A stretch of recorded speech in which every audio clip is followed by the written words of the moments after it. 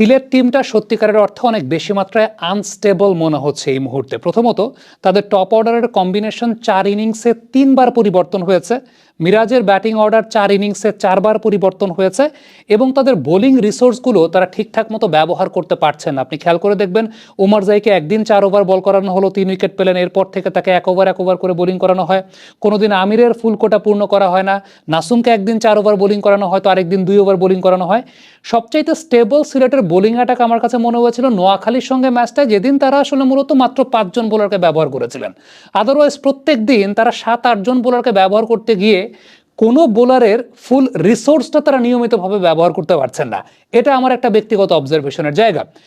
এই টিমটাতে আরিফুলকে এখনো কেন খেলানো হচ্ছে না সেটাও আমার একটা অনেক বড় প্রশ্নের জায়গা। অনেক কম্বিনেশনের চেষ্টা করা হচ্ছে, 4 ইনিংসে টপ অর্ডারের কম্বিনেশন 3বার পরিবর্তন করা হয়েছে।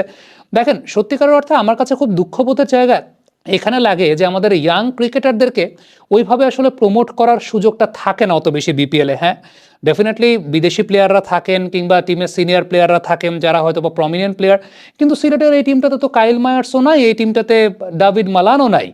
তাহলে আসলে আরিফুলকে কেন এখন পর্যন্ত ট্রাই করানো হচ্ছে না, এটা আমার একটা প্রশ্নের জায়গা আছে। কারণটা হচ্ছে 4টা ম্যাচ হয়ে গেছে, এখনো কোনো সেটেল টপ অর্ডার কম্বিনেশন দাঁড়াচ্ছে না।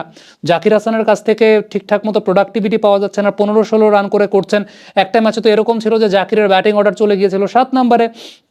সো আরিফুল অলরেডি কিন্তু, আমি ডোমেস্টিক ক্রিকেটের পার্সপেক্টিভে যদি চিন্তা করে, আমাদের ডোমেস্টিক ক্রিকেটের পরীক্ষিত পারফর্মার, আমাদের এনসিএল টি20তে আরিফুল ভালো ব্যাটিং করেছেন। সবকিছু মিলিয়ে স্টিল কেন জানি না আরিফুলের সেই সুযোগটা হচ্ছে না। এটা সিলেট টিম ম্যানেজমেন্ট বলতে পারবে, ইভেন বাংলাদেশ এমার্জিং টিমেও আসলে আরিফুলের সুযোগটা হয় নাই।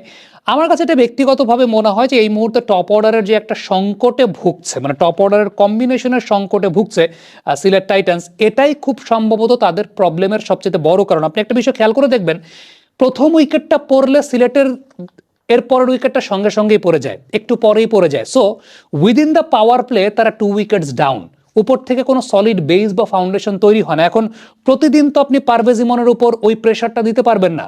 পারভেজ ইমন প্রতিদিন এমন সময় নামছেন যে সময়টা অলরেডি ব্যাক টু ব্যাক 2টা উইকেট পড়ে গেছে। হ্যাঁ, ব্যাপারটা যদি এরকম থাকতো যে একটা উইকেট পড়ার একটা স্টেবল বেস তৈরি হয়েছে, তারপর 2টি উইকেট পড়েছে, ব্যাপারটা কিন্তু সেরকম না। প্রতিদিনই নিয়মিতভাবে দেখা যাচ্ছে যেটা, সেটা হচ্ছে যে সিলেটের প্রতিদিনই একসঙ্গে 2 উইকেট পড়ছে। ধরেন প্রথম ম্যাচ যদি আমি চিন্তা করি, প্রথম ম্যাচটা বাদ দিলাম, এর পরের ম্যাচ থেকে 0 রানে 1 উইকেট পড়লো, 9 রানে 2 উইকেট পড়লো, এরপরে 15 রানে 1 উইকেট পড়লো, 22 রানে 2 উইকেট পড়লো, 12 রানে 1 উইকেট পড়লো, 35 রানে 2 উইকেট পড়লো, 26 রানে পরের দিন 2টা 3টা করে উইকেট পড়ে গেল। মানে আজকের এই ম্যাচটার কথাই বলতে, 26 রানে 2 উইকেট, 26 রানে 3 উইকেট। সো উইদিন যে সময়টার মধ্যে আসলে ইমন ব্যাটিং করছে, অলরেডি 2 উইকেটস ডাউন, মানে ব্যাক টু ব্যাক 2টা উইকেট পড়ে গেছে। সো এইটা কিন্তু একটা ব্যাটারের ন্যাচারাল ফ্লো অফ গেমে একটা বাধাগ্রস্ত করে। সো আমার কাছে পুরোপুরি মনে হয়েছে সিলেট টিমের সত্যিকারের অর্থাৎ টপ অর্ডার এবং মিডল অর্ডারের মধ্যে যে একটা ব্রিজ, যে ব্রিজটা মূলত নাম্বার 3 ব্যাটসম্যান দ্বারা হয়, সেই নাম্বার 3 ব্যাটসম্যান দ্বারা ব্রিজটা স্থাপন হচ্ছে না, ব্রিজটা তৈরি হচ্ছে না, যেই কারণে সিলেট অনেক বেশি মাত্রায় স্ট্রাগল করছে তাদের ব্যাটিং পয়েন্ট অফ ভিউ থেকে।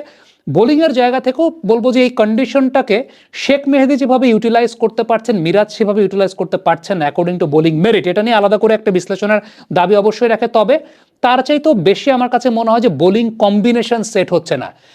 সব মানে আপনার প্রমিনেন্ট বোলার কার আগে আপনাকে ডিসাইড করতে হবে, দেন তাদেরকে যে আপনি বেস্ট পসিবল রিসোর্স ইউজ করবেন সেটাও ডিসাইড করতে হবে। ওমর জাই একদিন 4 ওভার বোলিং করেন, আরেকদিন 1 ওভার বোলিং করেন, 1 ওভার বোলিং করেন।